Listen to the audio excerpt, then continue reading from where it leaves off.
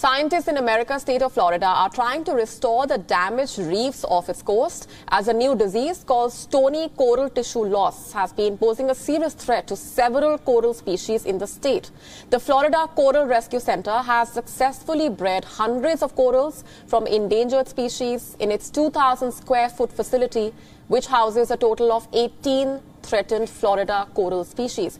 The Florida and the Caribbean corals are under threat of destruction owing to stony coral tissue loss disease that strips coral of its color and ultimately its life. Even though they are still there, they basically have been geographically spaced so far that they can no longer reproduce.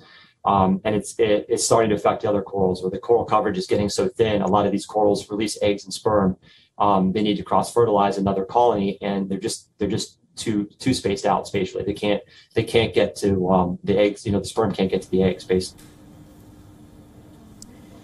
Stony coral tissue loss disease was first observed near Miami in 2014, and by 2017 it had made its way to Florida's northernmost reef tract and later to the western and southern parts. Species stricken by it have a mortality rate of 66 to 100%, which is deadlier than the better-known coral bleaching phenomenon, typically caused by higher water temperatures associated with climate change. The scientists are hoping to be able to return these corals to the wild. There's potential to propagate these corals on a level that you could return some of these corals to the wild, and there's a potential that you could save the the species by doing that.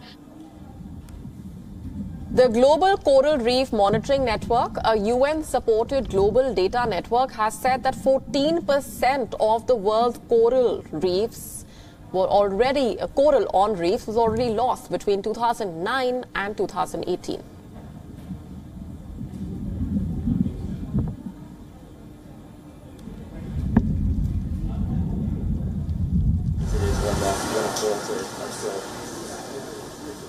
WION now available in your country. Download the app now. Get all the news on the move.